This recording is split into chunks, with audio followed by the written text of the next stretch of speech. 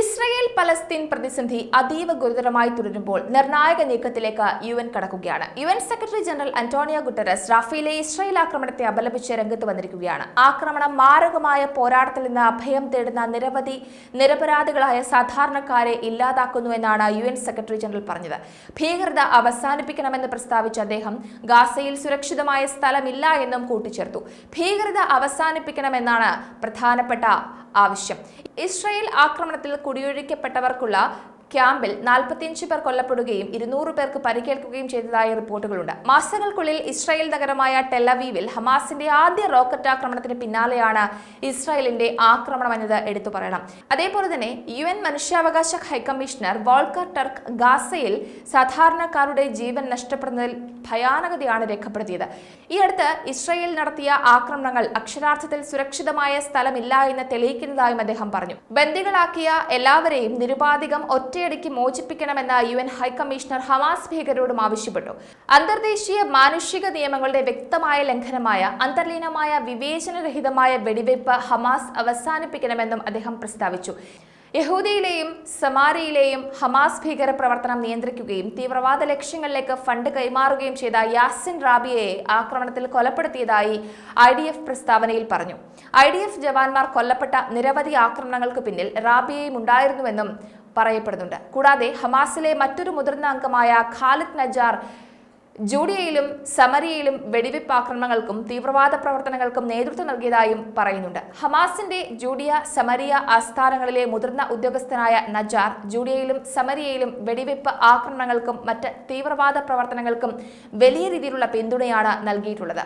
ഗാസയിലെ ഹമാസിന്റെ തീവ്രവാദ പ്രവർത്തനങ്ങൾക്ക് വേണ്ടിയുള്ള ഫണ്ട് കൈമാറിയതും ശ്രദ്ധേയമായി നോക്കിക്കാണേണ്ടതുണ്ട്. നിരവധി മാരകമായ ഭീകരാക്രമണങ്ങളും നടത്തി. അതിൽ IDF സൈനികർ കൊല്ലപ്പെട്ടു എന്നതും അടിവരയിട്ട് പറയണം. ശരിക്കും പറഞ്ഞാൽ ഇപ്പോഴത്തെ സംഭവ വികാസങ്ങൾ ഇഴകേറി പരിശോധിക്കുമ്പോൾ തന്നെ ഇതിന്റെ എല്ലാം തുടക്കത്തെ പറ്റിയും മനസ്സിലാക്കേണ്ടതുണ്ട്. അതായത് 2023 ഒക്ടോബർ 7 ഇസ്രായേലിനെതിരെ ഹമാസ് നടത്തിയ ആക്രമണം, അതിൽ 700-ലധികം ഇസ്രായേലികൾ കൊല്ലപ്പെട്ടു. ഇസ്രായേലും പശ്ചിമേഷ്യയിലെ മറ്റു മുസ്ലിം രാജ്യങ്ങളും തമ്മിലുള്ള ബന്ധം സാധാരണവൽക്കരണം കൈവരിക്കും ശ്രമങ്ങളോടുള്ള പലസ്തീൻ തീവ്രവാദ ഗ്രൂപ്പിന്റെ പ്രതികരണമാണെന്ന് വിശ്വസിക്കപ്പെടുന്നുണ്ട്. ഇത് ഇസ്രായേൽ പലസ്തീൻ സംഘർഷം തമ്മിലുള്ള നൂറ്റാണ്ട് പഴക്കമുള്ള തർക്കം വീണ്ടും പുനരുജ്ജീവിപ്പിച്ചു എന്ന് തന്നെ പറയാം.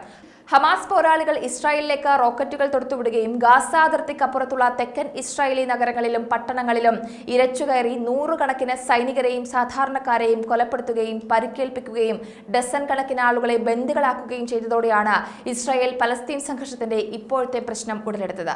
ഈ ആക്രമണം ഇസ്രായേലിനെ വല്ലാതെ തളർത്തിയിരുന്നു. പക്ഷേ ഭരണകൂടം മാരകമായ പ്രതികാര നടപടികൾ ആരംഭിക്കുകയായിരുന്നു.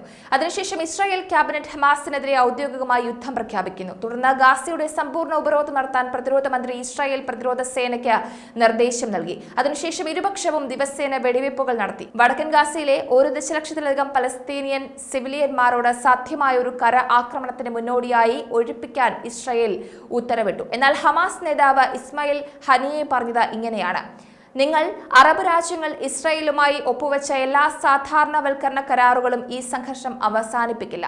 ഇസ്രായേലിന്റെ തുടർച്ചയായ അധിനിവേശത്തോടുള്ള നിർണായക പ്രതികരണവും ഇസ്രായേലുമായി സാധാരണ നിലയിലാക്കാൻ ആഗ്രഹിക്കുന്നവർക്കുള്ള സന്ദേശവുമാണ് ആക്രമണമെന്ന് വടക്കൻ ഇസ്രായേൽ സേനയെ ആക്രമിച്ച ഇറാൻ പിന്തുണയുള്ള ലബനീസ് ഗ്രൂപ്പ് ഹിസ്ബുള്ള പറഞ്ഞു.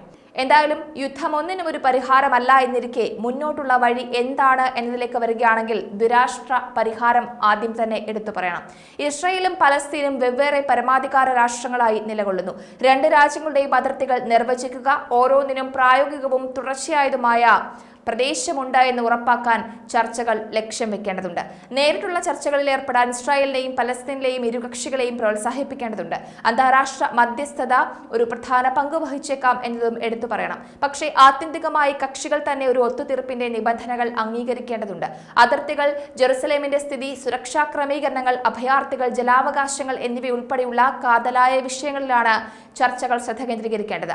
ശാശ്വത സമാധാനത്തിന് ഈ പ്രശ്നങ്ങളുടെ ന്യായവും പരസ്പര സമ്മതവുമായ പരിഹാരം അത്യാവശ്യവുമാണ്.